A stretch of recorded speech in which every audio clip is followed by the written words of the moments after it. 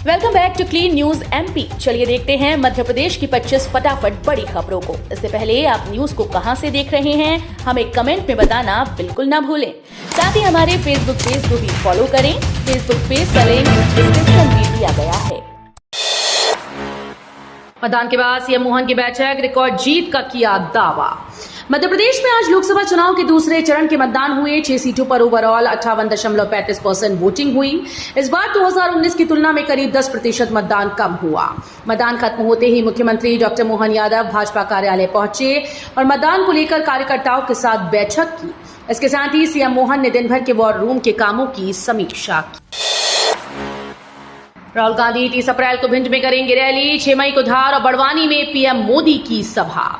लोकसभा चुनाव में सियासी दलों के दिग्गजों का जमावड़ा लगातार जारी है। इसी क्रम में कांग्रेस के वरिष्ठ नेता राहुल गांधी 30 अप्रैल को भिंड में रैली करेंगे।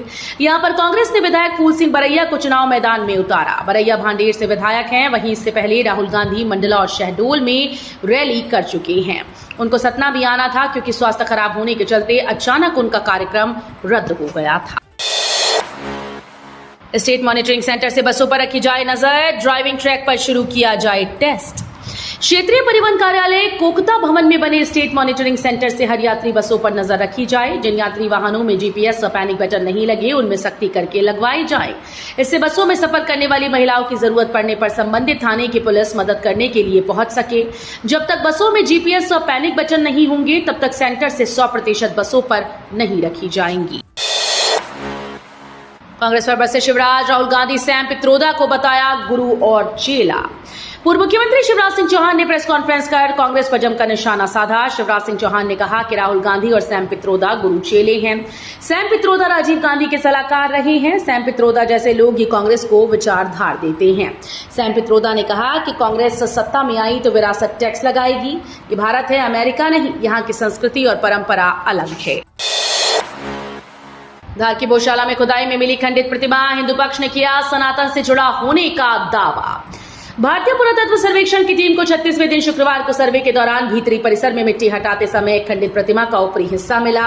इसे लेकर हिंदू पक्ष का दावा किया है कि प्रतिमा सनातन धर्म से जुड़ी हुई है।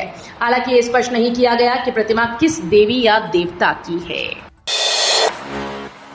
कांग्रेस की युवा टीम भी उतरी चुनावी मैदान में। घर घर कर रहे जनसंपर्क।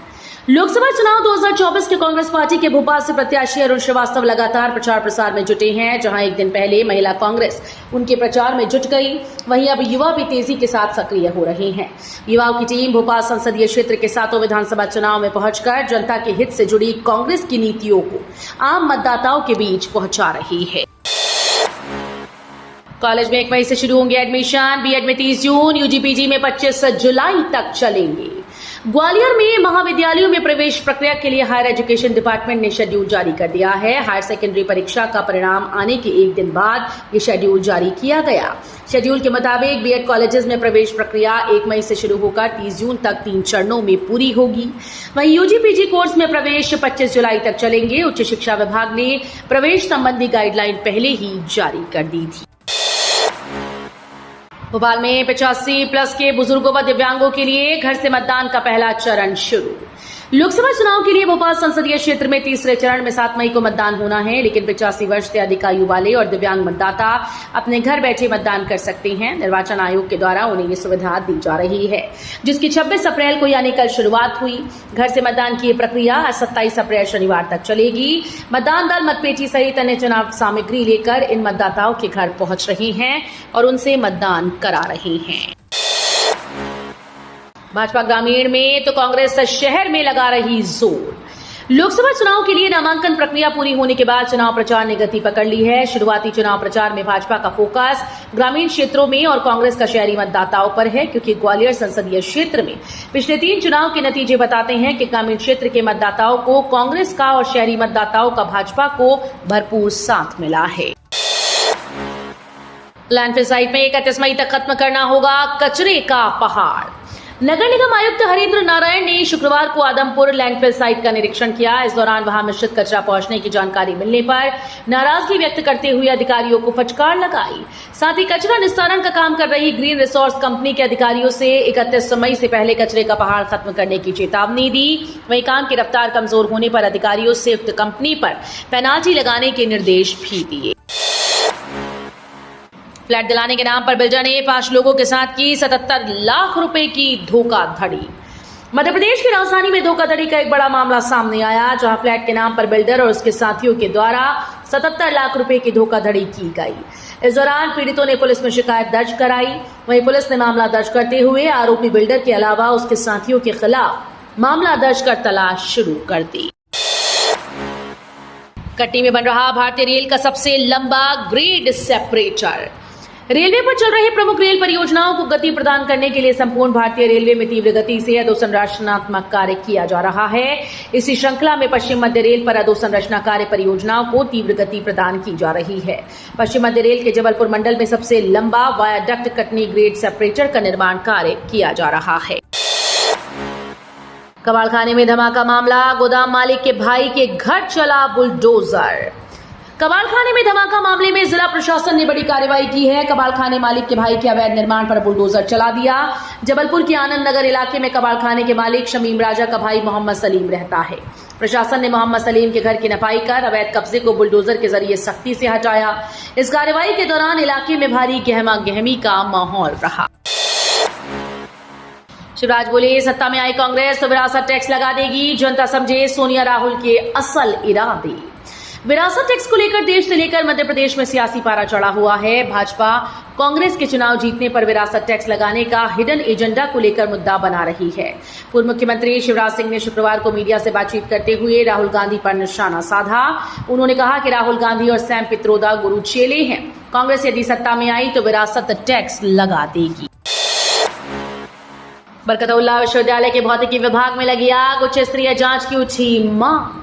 भोपाल स्थित बरकतउल्लाह विश्वविद्यालय के भौतिकी विभाग में शुक्रवार को अचानक आग लग गई। विश्वविद्यालय में लगी आग को लेकर एनएसयूआई नेता रवि परमार ने विश्वविद्यालय प्रशासन पर सवाल खड़े किए। रवि ने कहा कि प्रशासन को आग लगने की जानकारी मिलने के बाद भी कोई प्रशासनिक अधिकारी ने विभाग का दौरा करना तक उचित नहीं समझा, जो कि संदेहास्पद है। दाह संस्कार में लगेगी 300 की जगह 100 किलो लकड़ी। हाईटेक मशीन से जीवन के बाद भी बचाएं पेड़। पर्यावरण को सुरक्षित रखने के लिए इंदौर में दाह संस्कार की प्रक्रिया के लिए हाईटेक मशीन का उपयोग किया जाने लगा है। इंदौर के जूनी इंदौर मुक्तिधाम में दूसरी मशीन लगाई गई, जिसे स्वर्गारोहण मशीन नाम दिया गया। पहली मशीन रामबाग मुक्तिधाम में लगाई गई। इस मशीन में दाह संस्कार करने में बेहद कम लकड़ी का उपयोग होता है। सामान्य रूप से दाह संस्कार में 300 किलो से लकड़ी लगती है और इसमें 3 से 4 पेड़ नष्ट हो जाते हैं। वहीं इस मशीन में 80 से 100 किलो लकड़ी लगती है। ये सेफ ट्री विचार को मजबूती देगी। पीएम मोदी के बयान का कांग्रेस ने दिया जवाब। कांग्रेस का घोषणा पत्र लेकर चुनाव में उतरी बीजेपी। कांग्रेस के सोशल मीडिया विभाग की अध्यक्ष सुप्रिया श्रीने शुक्रवार को भोपाल पहुंची। यहां पर उन्होंने पार्टी के प्रदेश कार्यालय में पत्रकार वार्ता में प्रधानमंत्री नरेंद्र मोदी के द्वारा कांग्रेस पार्टी के लिए दिए गए बयान पर जवाब देते हुए कहा कि देश चुनाव के मुहाने पर खड़ा है। इसमें हमें लगा था कि प्रधानमंत्री और भाजपा का शीर्ष नेतृत्व 10 साल के कार्यकाल का रिपोर्ट कार्ड जनता के बीच रखेगा, लेकिन वो तो कांग्रेस के घोषणा पत्र को लेकर चुनाव मैदान में उतरा है। एमपी के इंदौर, भोपाल, जबलपुर, उज्जैन, रीवा, शहडोल संभाग में बारिश के आसार। अलग अलग स्थानों पर सक्रिय 6 मौसम प्रणालियों के असर से अरब सागर से नमी आने का सिलसिला शुरू हो गया। मौसम विज्ञानियों के मुताबिक आज शनिवार को भोपाल, नर्मदापुरम, जबलपुर, रीवा, शहडोल, इंदौर, उज्जैन संभाग के जिलों के अलावा ग्वालियर, चंबल संभाग के पश्चिमी भाग में गरज चमक के साथ वर्षा होने के आसार हैं। उधर शुक्रवार को सुबह 8:30 बजे से शाम 5:30 बजे तक बैतूल में 16, रतलाम में 8, उज्जैन में 1 और इंदौर में 0.1 मिलीमीटर वर्षा हुई। केंद्र से लेकर प्रदेश तक के बीजेपी नेता राजधानी में सक्रिय। अमित शाह ने दिया टास्क। लोकसभा चुनाव के दूसरे चरण का मतदान शुक्रवार को हो गया। मशीनों की लेट लतीफी को लेकर नाराजगी और अपनी मांगों को आगे रखकर बहिष्कार की खबरों के बीच मतदान जारी है। राजधानी से दूरस्थ जिलों में हो रहे मतदान को लेकर चिंता की लकीरें भोपाल में बैठे नेताओं के माथे पर दिखाई दे रही हैं।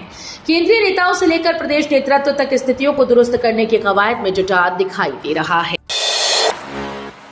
सरकार का बड़ा फैसला, अब आधार कार्ड फ्री में अपडेट किया जाएगा। आधार कार्ड आजकल एक महत्वपूर्ण दस्तावेज बन गया है। आधार कार्ड उपयोगकर्ता अब जून तक अपना आधार कार्ड मुफ्त में अपडेट कर सकते हैं। हालांकि आपको ये ध्यान रखना होगा कि यदि आप अपने आधार कार्ड में अपना नाम, पता, mobile number, email ID update करना चाहते हैं तो ये सब बिल्कुल ऑनलाइन किया जा सकता है, निःशुल्क किया जाएगा। लेकिन बायोमेट्रिक अपडेट के लिए आपको आधार सेंटर जाना होगा। एसआई के सर्वे पर शहर काजी ने फिर उठाए सवाल, बोले अदालत की अवमानना जारी है। प्रदेश का हॉट मुद्दा बन चुके कमाल मौला मस्जिद बनाम भोजशाला मामले में काजी शहर ने पुरातत्व विभाग की कार्यवाही पर एक बार फिर से सवाल उठाए। शुक्रवार को जुम्मे की नमाज के बाद उन्होंने फिर से दोहराया कि आर्कियोलॉजिकल डिपार्टमेंट दबाव और झुकाव के तहत काम कर रहा है। इस सर्वे के दौरान लगातार सुप्रीम कोर्ट के आदेश की अवमानना की जा रही है। लोकसभा चुनाव के दूसरे चरण में एमपी की 6 लोकसभा सीटों पर 58.35% मतदान। लोकसभा चुनाव के दूसरे चरण में मध्य प्रदेश की 6 लोकसभा सीटों पर शाम 6 बजे मतदान खत्म हो गया। इस दौरान 58.35% मतदान हुआ। इस चरण में होशंगाबाद, रीवा, सतना, खजुराहो, दमोह, टीकमगढ़ लोकसभा सीट पर मतदान हुआ। इन 6 सीटों पर 80 उम्मीदवार चुनावी मैदान में थे। मध्य प्रदेश के कई शहरों में सुबह से ही मतदाताओं में उत्साह देखा गया। व्हाट्सएप ने कहा, सरकार मजबूर करेगी तो देश छोड़ देंगे, एनक्रिप्शन नहीं तोड़ेंगे। मेटा के स्वामित्व वाले मैसेजिंग ऐप व्हाट्सएप और भारत सरकार के बीच लंबे समय से लड़ाई चल रही है। अब ये लड़ाई आखिरी चरण तक पहुंच गई। व्हाट्सएप इस बार आर पार के मूड में नजर आ रहा है। सरकार की ओर से बार बार कहा जा रहा है कि व्हाट्सएप को मैसेजेस के सोर्स के बारे में बताना होगा, यानी कोई मैसेज पहली बार कब और कहां से भेजा गया था इसकी जानकारी देनी होगी। इस मसले पर व्हाट्सएप का कहना है कि इसके लिए एनक्रिप्शन तोड़ना होगा और ये उनकी प्राइवेसी पॉलिसी के खिलाफ है। अगर भारत सरकार ने एनक्रिप्शन तोड़ने के लिए मजबूर किया तो हमें देश छोड़ना होगा। पीएम बोले, कांग्रेस ने ओबीसी का आरक्षण छीनकर मुस्लिमों को दिया। बिहार के मुंगेर में चुनावी सभा के दौरान पीएम मोदी ने कहा कि कांग्रेस ने कर्नाटक में मुस्लिम समुदाय के लोगों को ओबीसी वर्ग में शामिल कर दिया। ओबीसी को संविधान ने जो 27% आरक्षण दिया है उसमें से आरक्षण काटकर मुस्लिमों को दे दिया। अब यही काम कांग्रेस पूरे देश में करना चाहती है। ये लोग कान खोल कर सुन लें, जब तक मोदी है तब तक ये SC ST ओबीसी का हक छीनकर धर्म के आधार पर नहीं बांट पाएंगे। ये मोदी की गारंटी है। दूसरे चरण के मतदान के लिए पीएम मोदी ने कहा धन्यवाद। दूसरे चरण के मतदान के बाद पीएम मोदी ने एक्स पर एक पोस्ट के जरिए मतदान करने वालों का आभार जताया। उन्होंने लिखा कि देश भर में जिन्होंने भी मतदान किया उन सभी लोगों का आभार। एनडीए को मिल रहा अद्वितीय समर्थन विपक्ष को निराश कर रहा है। जनता एनडीए का सुशासन चाहती है। युवा और महिला मतदाता एनडीए को मजबूत समर्थन दे रहे हैं। तो ये थी आज की 25 फटाफट बड़ी खबरें। अगर आपको न्यूज पसंद आई हो तो वीडियो को लाइक और शेयर जरूर करें। धन्यवाद।